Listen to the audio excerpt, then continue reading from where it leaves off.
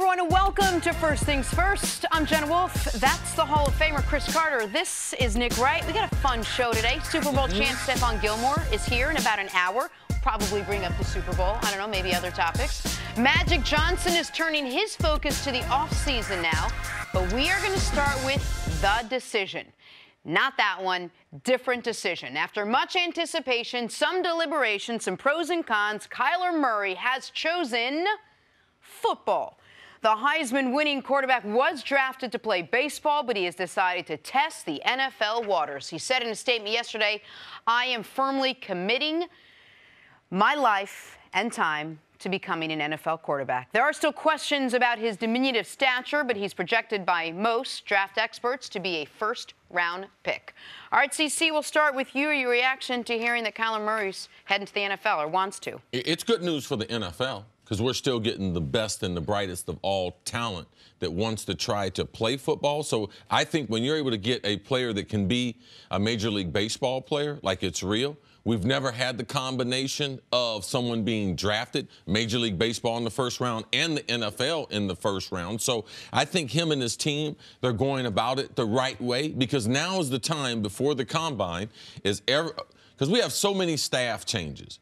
But never in the history of the NFL have we had as many offensive-minded coaches. We got 8 new coaches. So now would be the time for someone like Kyler Murray, with his style, coming off the excellent Heisman Trophy season there at Oklahoma, to be able to make that jump. And there's real pressure for him to be able to play baseball, where he's already gotten over $1 million. He's got to write a check for $1 million to be able to make this process so that he doesn't go to the A's. So I like the decision. I think now is the time, not only based on the coaching staffs, not only being the NFL is an offensive-dominated league, but because of the rule changes.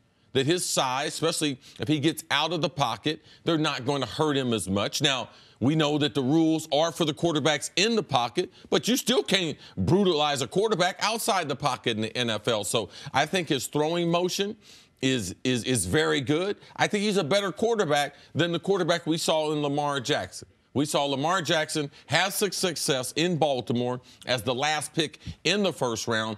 I can understand why Kyler would make this decision, and I believe that he does have a bright future in the NFL. I hope I'm wrong about this, but I think Kyler Murray is going to end up playing baseball at some point because I do not think he is a starting quarterback in this league, only because he would be the first. He would be the first guy at his size to be successful as a starter in this league. They compare him, Drew Brees, Russell Wilson. So I looked up the combine numbers. Drew Brees, 6 feet, 213 with 10 1/4 inch hands. Russell Wilson, 5'11", 204 with 10 1/4 inch hands. Baker had the smallest hands, 9 1/4 inch, but he's 6'1", 215. Kyler Murray is going to measure in under 5'10", and he's 195 pounds listed. So he's at least 10 pounds and more than an inch shorter than the shortest guy in Russell Wilson, who had abnormally large hands for a guy of his size. At no point when I watched the University of Oklahoma this year did I ever think I was watching a future pro quarterback. I thought I was watching a spectacular college quarterback. And I think NFL teams are going to trick themselves to a degree.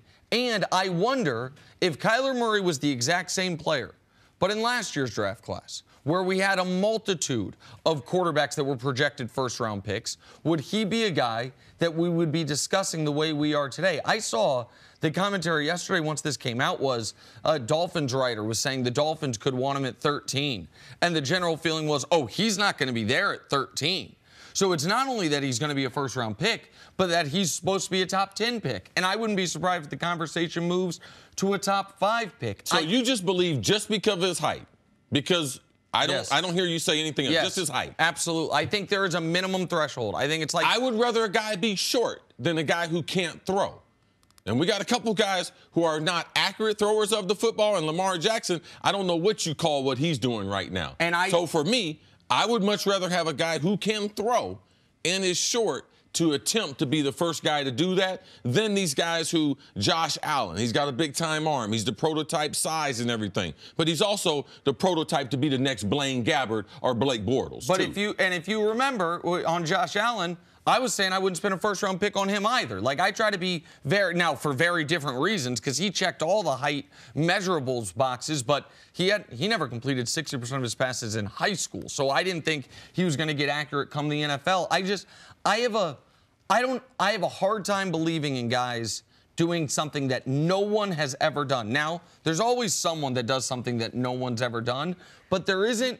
We'd all agree a 5'5" guy can't do it. So what is the minimum? What is the minimum allowable height? Well, for one, I think it's different than just the height. When you see that he walked in the same footsteps that Baker Mayfield, and you see all these college coaches changes, you see Cliff Kingsbury get fired in college, Texas Tech, get the offense coordinator job at USC, and then get the head coaching job for the Arizona Cardinals. So the NFL is changing, and our critique of college quarterbacks, it should change with the rules and with this influx of young offensive minds coming into pro football. So let me throw another wrinkle in there. This idea of autocorrection, right, of these teams that look back last year, because last year at this time, no one had Baker going #1. Very few people did. Now you look back and you're like, oh, well, maybe there's things we didn't see. Where's your feeling on teams now doing this and this autocorrect? Like, oh, maybe we sort of missed on Baker Mayfield, but we should stick here because there's something we might hit on. I think there's an element of that, and I think C's point of that we are seeing the college game have more of an influence on the pro game than ever before has an enormous element of this. Kyler Murray would not have had a decision to make 15 years ago, 10 years ago, maybe 5 years ago, because people wouldn't have been talking about him as a first-round pick. And I understand the Baker comparison, not only because of he skyrocketed up draft boards, but a Heisman Trophy winner from Oklahoma. The difference in height between Baker Mayfield and Kyler Murray is the same difference in height between Baker Mayfield and Tom Brady. Like, Baker is short. What's the difference between Kyler and Michael Vick? What? Vic was I think we're going to find out 2.5 inches. He hasn't measured out at the combine yet. University of Oklahoma came out and said he's 5'9" and 7/8 of an inch. That's what they put out that he measured with them. Okay, Vic was 6 feet. Vic, so 2.5 inches. And Michael Vick threw sidearm and was not an accurate thrower of the football, and he was the first pick in the draft. So I think that Kyler, even 15 years ago, there would have been a team to giving him a chance. When you put up the type of numbers that he did, unless you're just going to avoid all those numbers, those numbers, sheer throwing numbers, his passing efficiency at Oklahoma, you can't ignore that. That, to me, I'm going on the skill. And I do believe someone is eventually going to be able to do this since they've changed the rules. I didn't think someone would do it when they had the old rules because it was about being big, physical, and if you couldn't see in the pocket, now the rules, you can't land on the quarterback. There's so many things you can't do to the quarterback, and his speed and playmaking ability, I believe, is very, very special. I believe he'll be a top 10 pick, and I believe he'll be a starting quarterback next season in the NFL. Is there a number you'd be looking for his hand size, C? Because I know you focus on that a lot. No, because I've seen some big guys with small hands that can throw the ball. I've seen some big guys with big hands that can throw the ball. It's one of the attributes with pass catching and throwing the ball. Yes. Do we have people who throw the ball well and don't have big hands? Of course we do.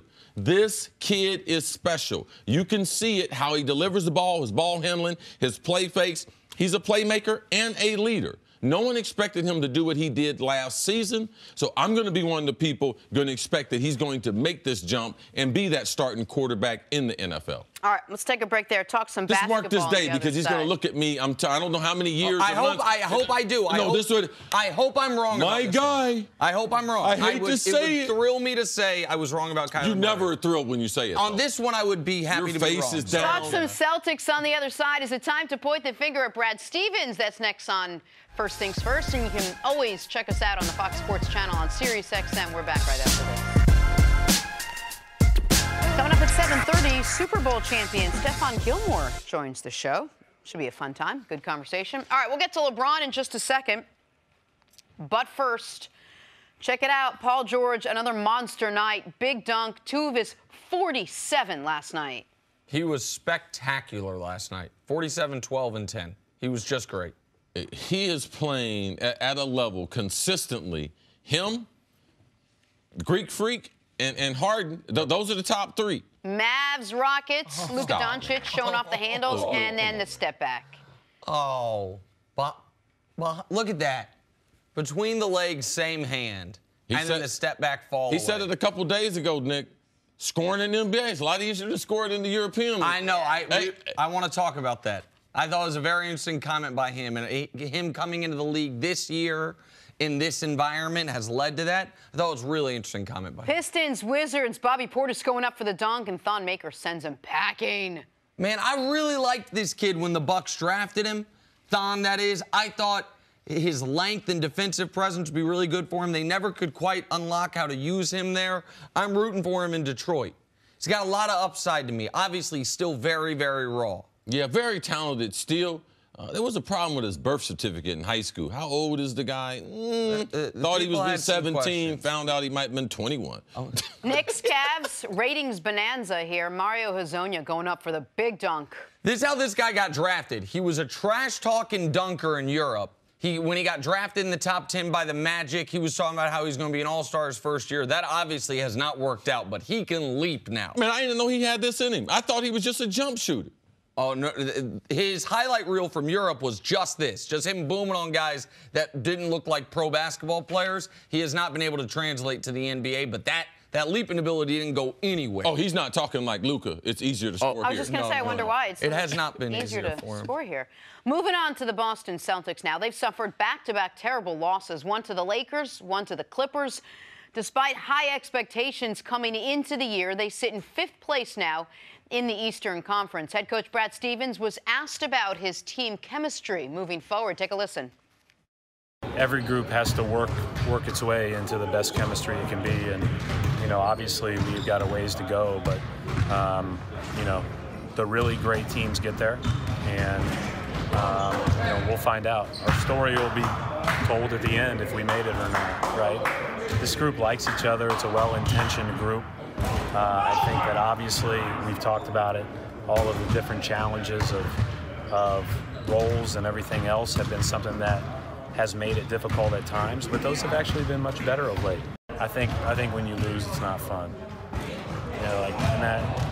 And also it's right after the game, right? So that's part of it. When you lose big leads, when you're getting booed, rightfully so, off the court, it's not like, hey man, that was awesome. That sucks. It's not fun. So whatever. Play well. So, Nick, Brad Stevens had a bit of a different way of describing what's happening with the team in the locker room and on the court than Marcus Morris did the other day when he talked about how it seems like it's very individualized, every man for himself. He seems to think they all like each other and they're gelling and this might just all come together. How much of what's happening with the Celtics now, their struggles, should be pinned on the head coach? Well, first of all, I think he's wrong when he says they all like each other. They clearly do not all like each other at this moment. You say he's wrong. I prefer to say he's not telling the truth. Okay, sure. Whatever it is, it's what Marcus Morris said was far more accurate right after a game. What did Jaylen Brown say? What did Jaylen Brown when he was talking about Kyrie? Oh, about the guys not being on the same page, the young players kind of pushing against the leadership. And don't say anything publicly. Right, absolutely right. The Kyrie talking about the young players publicly. So, how much, to answer your question directly, falls on Brad Stevens? A lot has to. You know this about me, Jenna. I do my very best every day to be consistent. And if I have a theory or if I have a philosophy, whether it works for a case I want to make or against it, I got to be consistent with that. And ever since Brad Stevens has been a coach in the NBA, I've been talking about how good of a coach he is. Last year, great. You passed the good stage. 100%. He was on the fast track. Last year, I said he was the best coach in the league, not named Greg Popovich. And what we are seeing now is that with a different type of team than he's ever coached before, and with higher expectations than he's ever had at any point in his coaching career, he is not getting the same results that he's gotten in the past. You mentioned it, Butler. He had a lot of guys like the team last year, guys where you didn't have overwhelming talent. You really had to coach them up. 2- and 3-star recruits. There's another thing that last year's Butler team had in common with, last year's Celtics team had in common with his Butler teams. Young guys. Young guys who are thirsty to learn, who are going to look to you and say, how can you make me better? This year, right now, is the first time in his career he still had the young guys, but he's also had a group of established veterans with all-star credentials. Horford's been an all-star, Kyrie's been an all-star, Gordon Hayward's been an all-star, and having to mesh those. He never had that at Butler. I understand Gordon Hayward became a star at the tail end of his career, but he's still a college kid. So all of that to go along with the fact that one thing that helped him last year, I believe, is, and you know this crosses any sport, is if a coach says, do this and it'll work, and then you go out and do it, and you get an easy bucket, that out-of-bounds play stuff he was so good at last season, it engenders trust, it engenders belief. This year he said to him, we're going to put Gordon Hayward in the starting lineup. It'll work. And when it doesn't, the opposite happens. It engenders distrust. It engenders, wait, is this guy pointing us in the right direction? So he can't, I still think he's a very good coach. Still think he's one of the best coaches in basketball. But that doesn't mean he's having a good season. Just like a great player can have a bad season, a great coach can. And I think you have to call this thus far a bad season for Brad Stevens. It definitely is a bad season for Brad Stevens. I was never because I just believe in the process. I don't believe I have to say things like Brad Stevens is a great coach without him winning anything. Because if you look at the NBA, if you look at Brad Stevens, what are his accomplishments? Nothing. All right? They went on a good run last season. But what has he accomplished in the NBA? Nothing at all. But he's got his work cut out for him this year because I believe that even though Kyrie's learning how to be a leader, with Morris and Al Horford, they got good leadership. So they got good players at the top that know their role, can come to work, guys that have been great teammates in other organizations, guys that have won other places. But now these young players, because part of your job as a coach is to continue to develop young players. So, yeah, we liked him. Out of timeouts, dead ball stuff, he was great. Developing as young players, we could see them developing. But they still have to develop. So last year, just because you went to Game 7 against LeBron thinking you had it figured out, no, you didn't have it figured out. And I believe that just like players, there's tape out there on Brad Stevens. Teams are used to their sets a lot more now. They're not getting the wide open looks out of dead ball and out of timeout situations like they used to. So there's an adjustment that young coaches have to make that the league is making to them. And that's what I see happening with Boston. These expectations, they don't have it figured out as an organization. They're still trying out. Kyrie, this is not his home. This is not his team. They've struggled. Him saying that the players are happy and like each other, that's not true. Because we've had a couple of players already say after games that they weren't happy and the situation there was not a good one. So that's what they told us. Just imagine all the other stuff that's going on that they're not telling us. So, yes, he should be blamed for their slow start, even though Gordon Hayward, it's a health issue. Kyrie started the season. He wasn't healthy. So, yes, there's some built-in excuses in there, but we were giving him all the credit.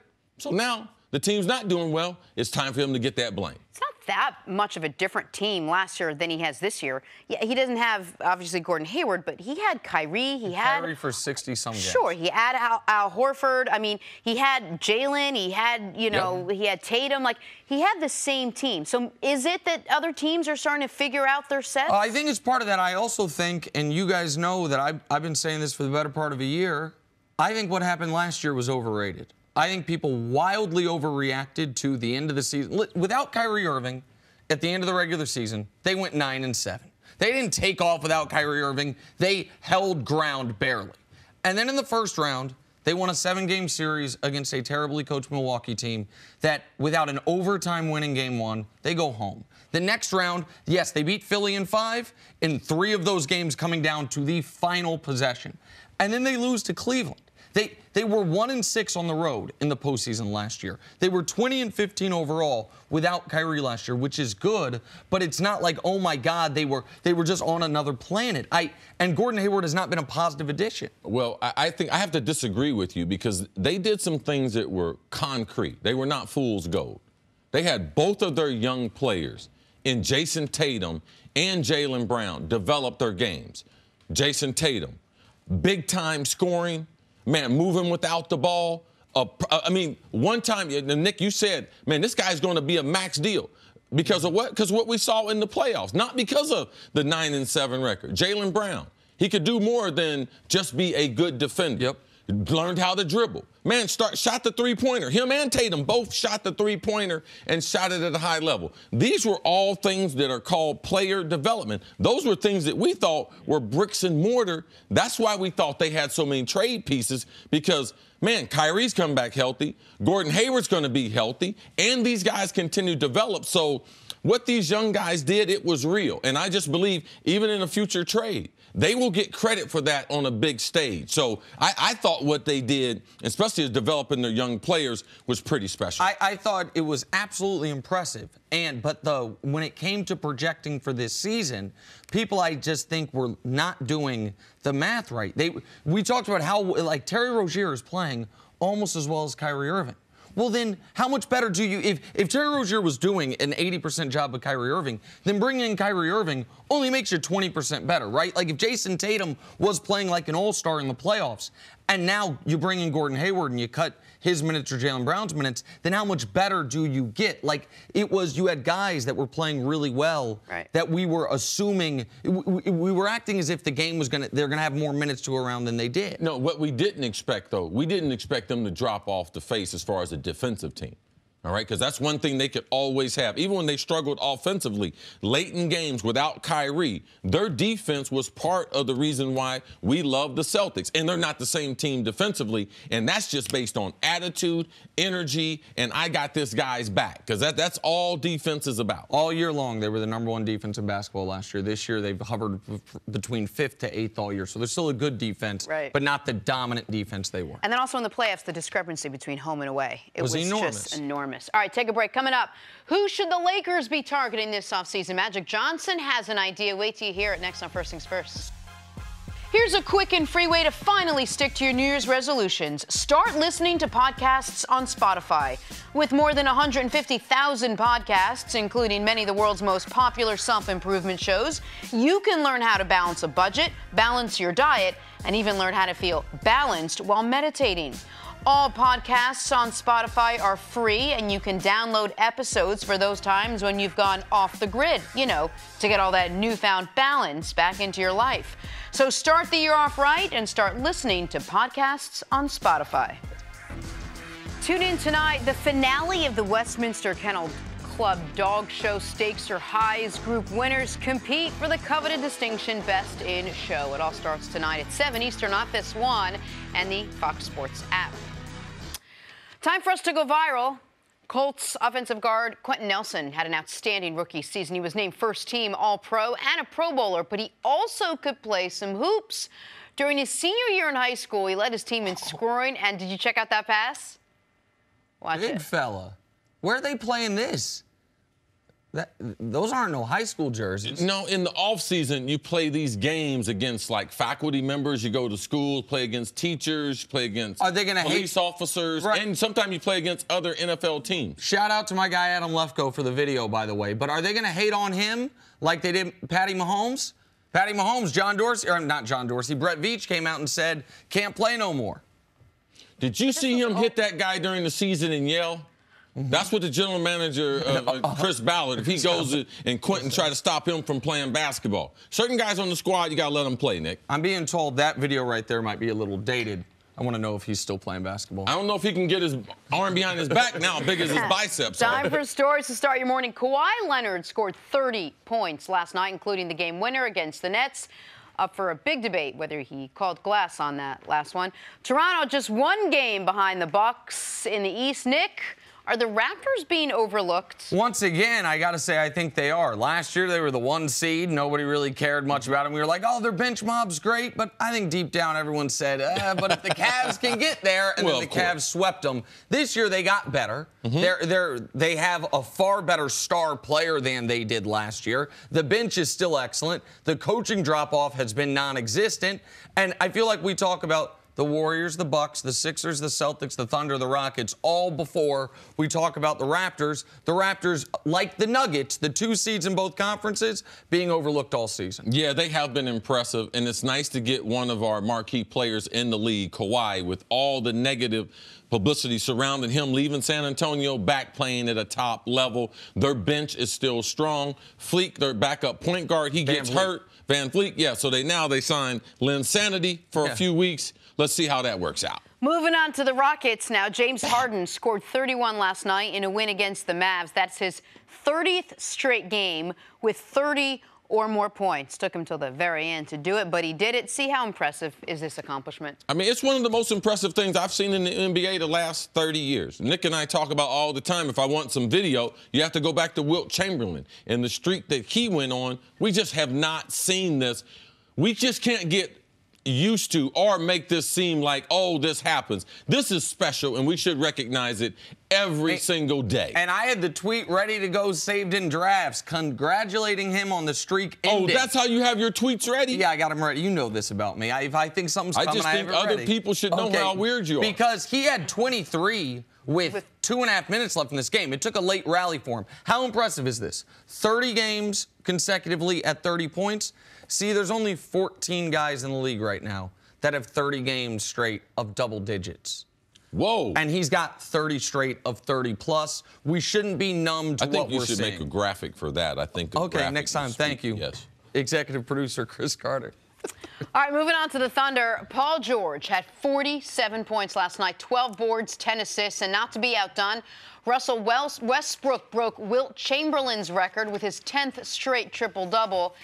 Byline here, Thunder beat the Blazers 120-111. See, how impressive was the night for OKC? Man, Paul George, he just keeps doing it. I mean, back-to-back nights. We saw the awesome performance this weekend against Harden in Houston with the huge comeback.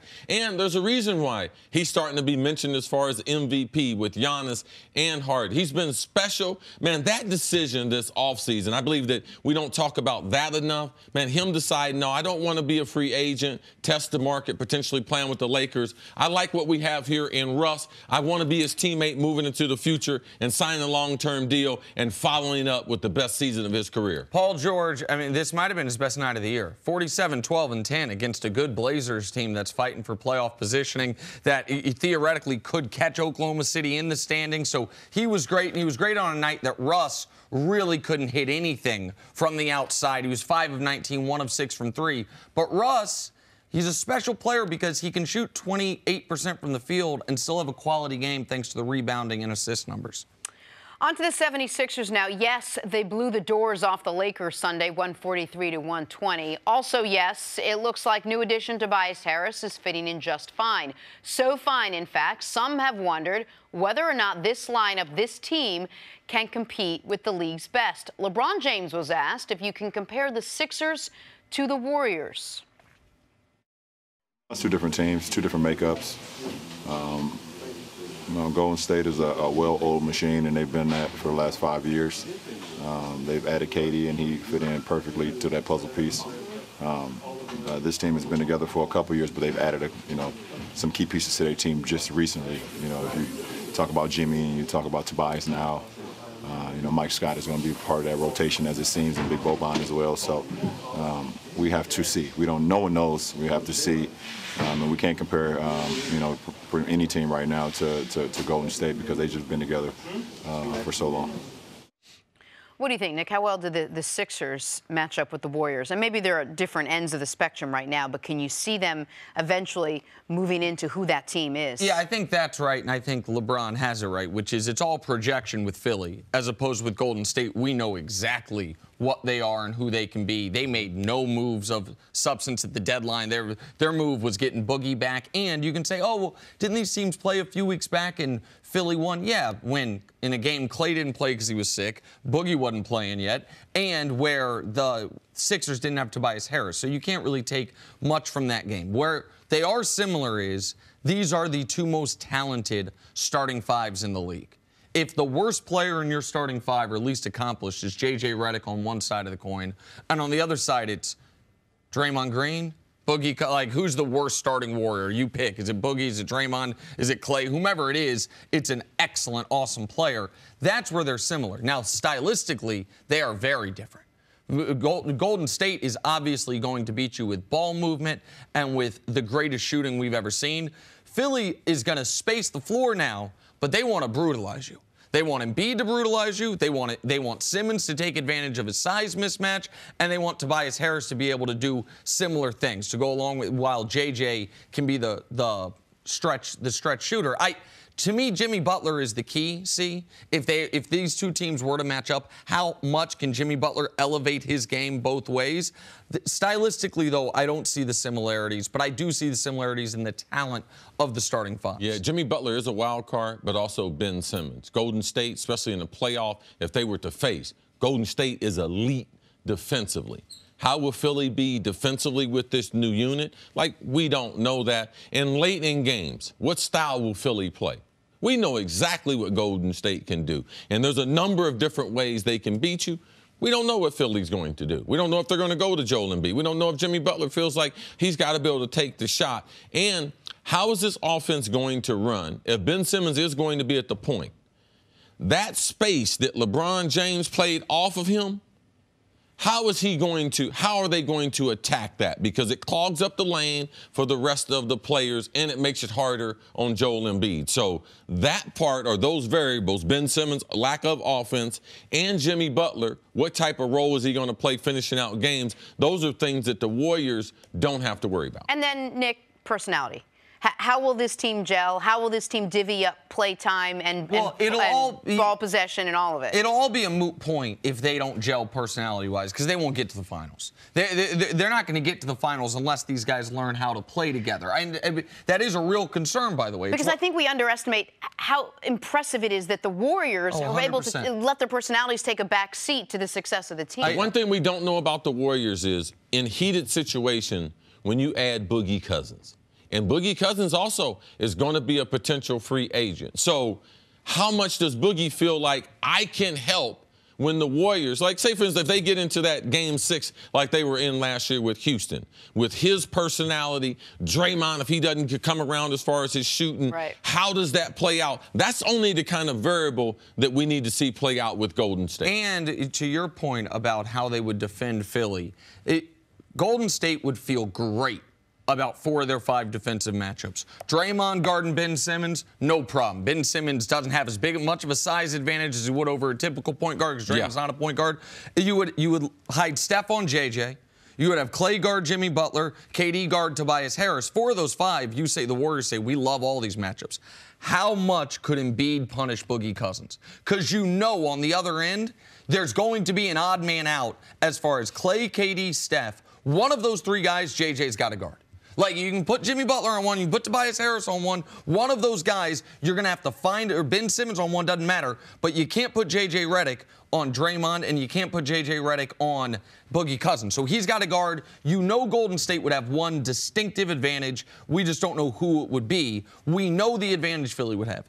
Joel Embiid on Boogie Cousins, how much could he take advantage of that? And when they're going 2s and Golden State with their advantage is going 3s, how much does that tilt the equation if these two teams were to meet? All right, let's get back to the Lakers now. Much drama this season surrounding who could be on the move next season. Several key players have the option of being free agents, including KD, Kawhi, Clay, Kyrie, Kemba, basically all players whose names begin with the letter K.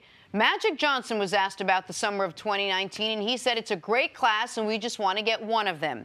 What do you think, CC? Who's the best fit to pair with LeBron in free agency? Well, I think that LeBron, because of his skill set, and you can even see him now playing with the young Lakers, as he did last year with the Cavs, he's starting to handle the ball more.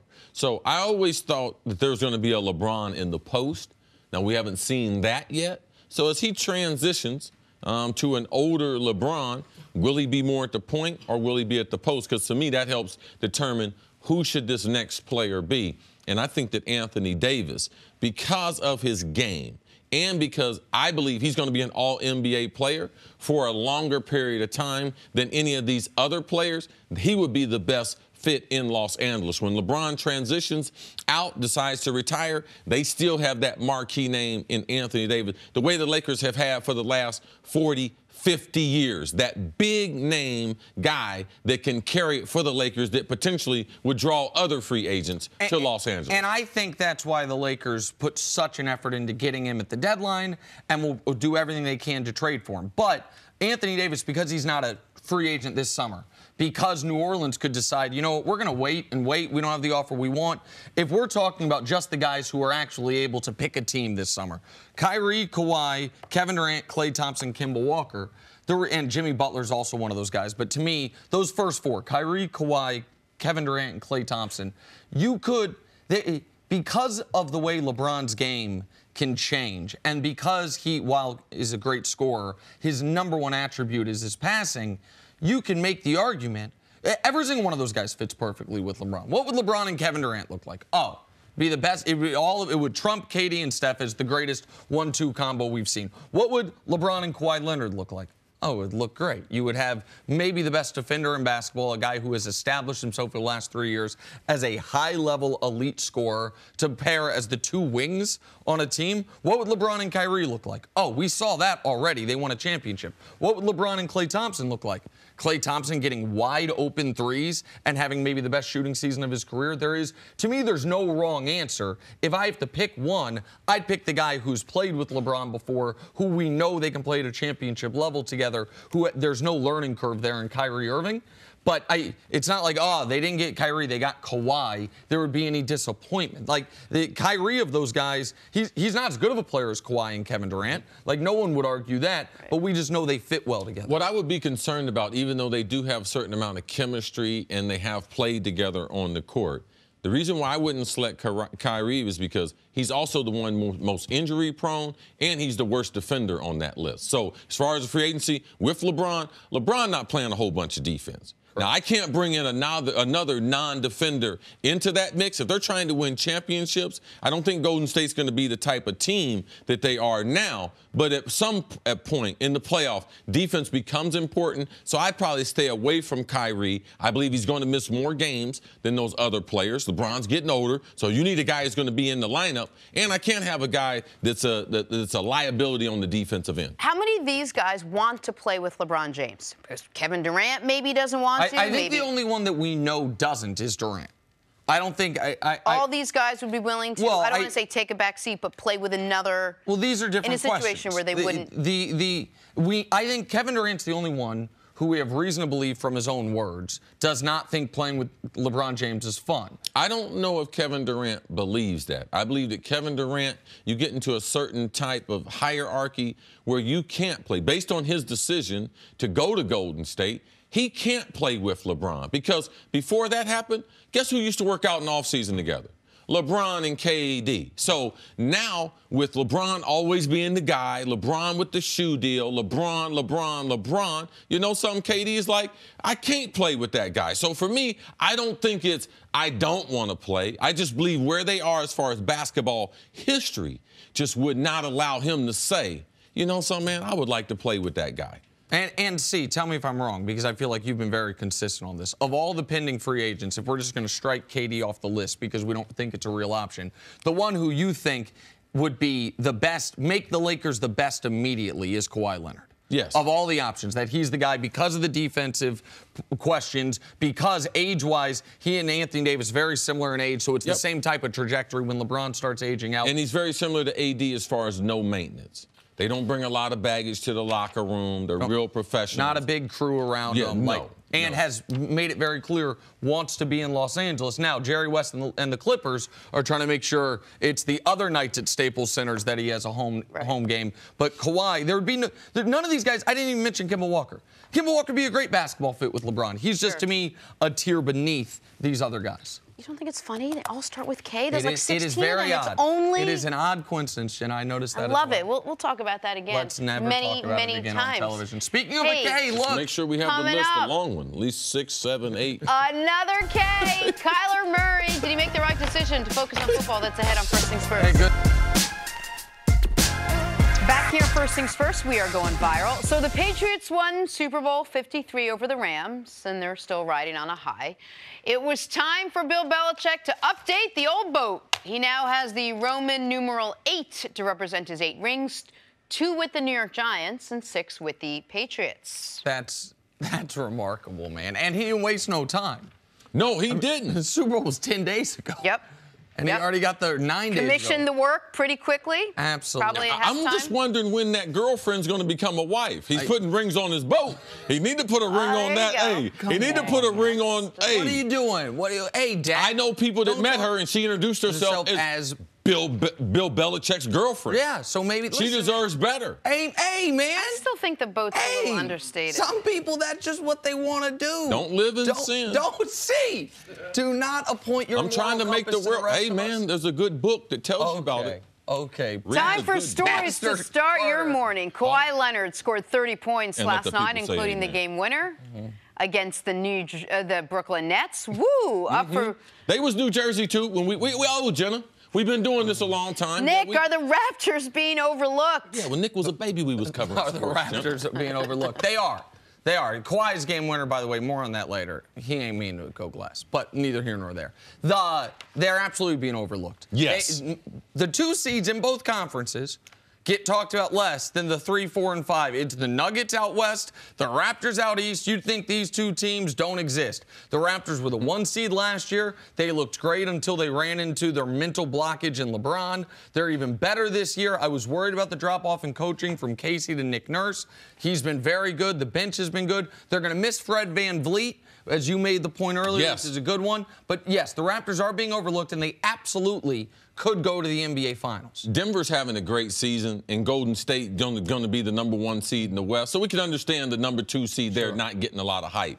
But this has to do with Toronto's failure the last couple years. Outside their superstars, team is made up of basically the same type of players and the same players. So Toronto, let's get some respect with Kawhi Leonard there. All right, to the Bucks now.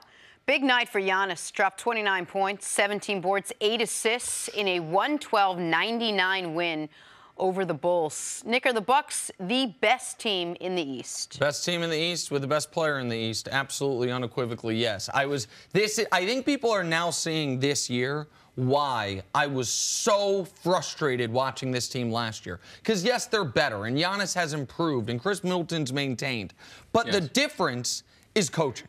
I was so frustrated with Jason Kidd and then with the interim coach there. I think it was Joe Prunty. Like, they had something they could have unlocked. They've unlocked it now. They are the #1 defense, the #3 offense. They are the best, and metrics-wise, they're the best team in all of basketball. Shooting threes, second best in the NBA, bringing Lopez out to the three-point line. Giannis dribbling, initiating the offense. Man, they're good. They're a nice team to watch, how they do it, and they're deep. And, man, watching Giannis every night, he does something that he's the only person in the league can do. So much fun. Moving on to the Rockets now, James Harden scored 31 points last night in a win over the Mavs. That is his 30th straight game with 30 or more points. Took him till the very, very end to do it, but he did. See, how impressive has this been for Harden? I just hope people look at this or stop looking at it. And, man, this is very impressive. And it's out of necessity. Man, he's got to be able to score. Capella being out, Chris Paul is back in the lineup, but he's not the offensive player he used to be. The Rockets need every bucket, every free throw they can get out of Harden. Special time in NBA history, something like I've never seen before. No, nobody has seen this before unless they watched Wilt. And the only way you could have watched Wilt was if you traveled with the team because it wasn't on television. Like, literally, no one has ever seen this before. And last night, it looked like streak was going to get broken. He only had 23 with 2.5 minutes left, but he was able to score 8 late. There's only 14 guys in the League C that have 30 straight 10-point games going. Only 14. He's got 30 straight 30-point games. We've never seen this before. And finally, Paul George. He had 47 points, 12 boards, 10 assists in a win over the Blazers last night. Damian Lillard had high praise for PG, saying that dude is the MVP. See, is Lillard right? Well, it's nice. A lot of times, star players, they go out of their way just to put some light on a guy that needs some attention. Giannis, what he's doing, very, very special there in Milwaukee. Harden, what he's doing, second to Wilt. And no one saw that based on the information my partner gave me. So it's nice to see that one of the All-Stars is giving a shout-out because it's just not the story of scoring, rebounding. It's about overcoming obstacles, recovering from a horrific leg injury, giving up on the Pacers, and it working out. Man, we thought right now he'd be getting 40 for the Lakers. But no, he decided to stay in the smaller market, not go back to California where he's from. And the guy that no one likes, I like him as a teammate in Russell Westbrook. So for me, it's just not the stretch that he's on now. It's the totality of everything that he did. Man, him and LeBron were going eye to eye in the Eastern Conference. And, man, he was giving LeBron everything he wanted. Then he had the injury, and then we didn't know where his career. Demanded the trade, got a lot of bad media, and made that free agent decision. It's great to see some of our better players in the story of their journey. And Paul George, it's one of the great stories we have in the NBA this year. And he is now added himself to the list of guys who, post-max contract, superstars in this league that do not get fat and happy and find ways to grow their game. Good point. This is the legacy, part of the legacy of this era of NBA basketball. Not a lot of, with respect, Vin Bakers out there. Not a lot of guys that get the big contract and it's like, well, my work here is done. LeBron, every year, for the entirety of his early prime, found something new to come back with. Steph did the unanimous MVP season, got better. Kevin Durant decided one summer, I'm going to learn how to play help defense at a level I never have. Russ Westbrook loses KD, says, okay, triple-double every night for 3 years running. Come stop me. Yes. Harden wins an MVP, gets better. Yeah. Joel Embiid. And Joel Embiid is a guy who is still young enough to where it's totally expected. Right, Same with Giannis Anthony Davis. Yes. But the older guys who are on second or third contracts who are saying, nope, not satisfied. And by the way, a lot of these guys knowing probably not going to win in a championship because the Warriors exist. I want to get better. I love the game. I love what I do. Paul George, okay, OKC, we're like that in a second-tier contender. Russ is always going to get the headlines. Watch me come out and have the best year of my career. That's why guys like Ben Simmons or Lonzo Ball, guys that there are parts of their game that they clearly need work on, should look at these guys and say, I could get better. I have this great talent. Yes. I could get better, and I could spend time doing it. Look at the three guys. Look at Kawhi Leonard, how he started. Shouldn't have left him out. Yeah. Yep. Couldn't shoot, just a defensive player. Paul George, defensive player, a lot of upside. We like his length. Couldn't shoot well. I mean, look at these guys. What percentage both these guys shoot behind the three? James Harden, let's not forget, a bench player. He was a bench player in OKC. Is he worth a max contract? Right. That used to be the conversation. And now he's in the elite. So, yes, these younger players, they do have the right role models to be able to look after so that this league continues to grow. And it's a credit to our best players that's why the league is growing the way it is, Nick. And for the Thunder, the reason there had been a ceiling on them is because the thought had been, I think correctly, probably can't win a championship if Russell Westbrook's your best player. But he's not their best player anymore. And we know you can contend for a championship if he's your second best player because we saw them do it a couple times with Kevin Durant. Now, this year, it might not be eligible for anyone outside of Golden State. But Oklahoma City has to feel like if the player movement we expect to happen happens this summer, they are right there with everybody else where you've got two superstar caliber players. Paul George, just the frontline guy. Credit to him for getting his game to that place. All right, to the NFL now.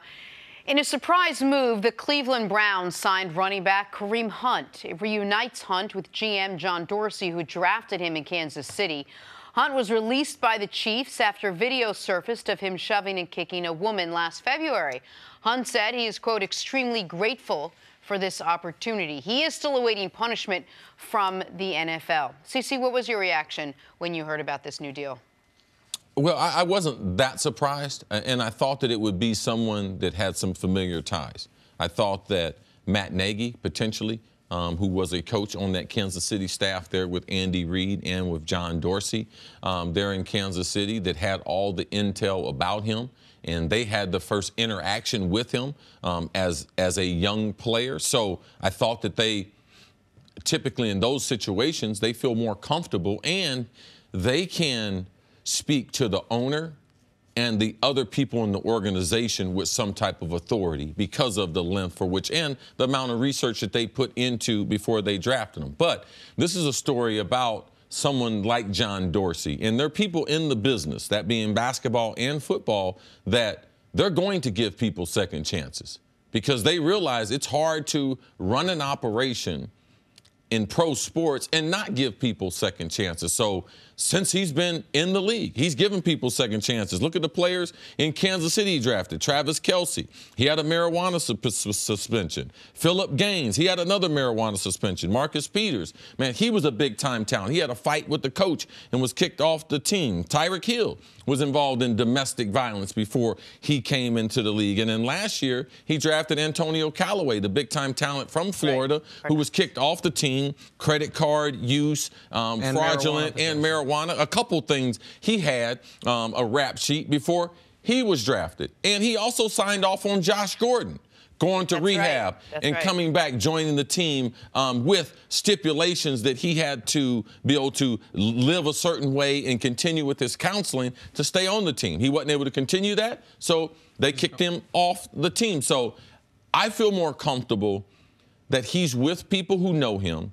They signed him to a one-year deal compared to a multi-year deal. I believe he will get suspended. And as long as he continues, and that being a path of realizing what he did was wrong, that's why they signed him, and also continuing the education and continuing to seek treatment and help for a condition that he has admitted that he's had, or in situations that he's responded poorly in. So I'm glad to see young people that their life is not ruined by one bad decision, because I would be hypocritical if I put people under that. Now, I'm so glad that my career was in the 80s, 90s, and 2000, because I know I wouldn't be a Hall of Famer with all the optics and how difficult it is for professional athletes. But I am going to be a person that's going to believe in second chances, but not all second chances. I do believe that he deserves a second chance, admitting his guilt and continuing to be educated and continuing to seek some type of help of why he reacted that way and why would he would ever react to a woman in that form or fashion. And as far as the seeking help part, the only concerning part, or the most concerning part to me of John Dorsey yesterday, was he was asked about Kareem and alcohol, and he said, I don't believe Kareem has an alcohol problem. I don't know that he does or doesn't. I'd really want to drill down on that, because there was this incident on film. There was another alleged incident involving a man at a Kansas City nightclub. So very different, obviously, because it involves a man. But it would appear to me the common denominator in both of those could have been alcohol. Whether alcohol was a factor or not, there clearly, if you watch that video, was a rage issue. He was, to me, blinded with rage. And it is it is not a factor that excuses anything. But it is a factor to where with domestic violence, which is a very specific crime, it is usually about control, misogyny, manipulation. This, just if I'm going to be armchair psychologist looking at it, this looked like a problem with rage. Looked like a problem that got incredibly angry, and whomever was across from him, he was going to react that way. It makes it extra egregious. It was against a woman, against someone that was not equipped to defend themselves. And we, of course, have a double standard for how men can put their hands on men versus women, and we should. So that is one double standard that is, in my eyes, a good one. But I would not want to be defined by the worst moment of my early 20s. Now, it didn't look like that, but it was awful. And I'm a big believer in almost everybody. There are a few disqualifying cases, but almost everybody getting a second chance. I'm also a big believer very few people deserve a third. And so Kareem Hunt now has the opportunity to address, when they talk about the necessary professional treatment and a plan that's been laid out, whatever the root causes were. Because if you don't address the root causes of that moment, you're just putting a Band-Aid on it, and something like this could or will happen again. But the Browns didn't have to take this chance. They got Nick Chubb. They have a very promising team, a good storyline. John Dorsey Duke Johnson. Put himself out there to a degree, and I'm glad he did. I don't watch that video. Jenna, you can tell me if you think this is me being, my own male privilege or whatever. I don't watch that video and say, that's a bad person. Now, I don't watch it and say it's a good person. I watch that video and say that's an awful moment. I don't know if it's a statement of who he is as a human being. Do either of you worry that an incident like this and him coming back into the lead sets precedents moving forward that, well, it happened with Kareem Hunt and he was taken back in, and I know there's various levels of how bad this could be, but that it might set a precedent moving forward? The only thing different compared to his issue was there was video. We've had other guys in the league accused of domestic violence, convicted of domestic violence, and they face suspension. No, it's not as if it's tolerated in the league.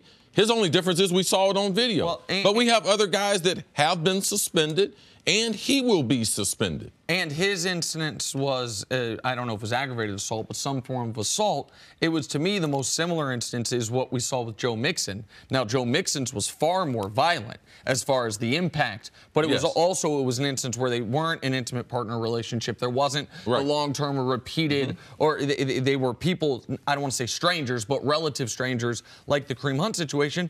And he paid a penalty in college. And he was drafted. And he was drafted and plays. But we also have Ray Rice. We have seen people's career ended over domestic violence. So I don't think that they're setting a precedent. I don't think that him being immediately cut by the Chiefs, no player's like, hey, you know something, I'm getting ready to go out and do that. No, his career was altered. He had 14 touchdowns, I think, this year in 12 games. And one other thing, just real quick before we move on. And I think people need to understand this.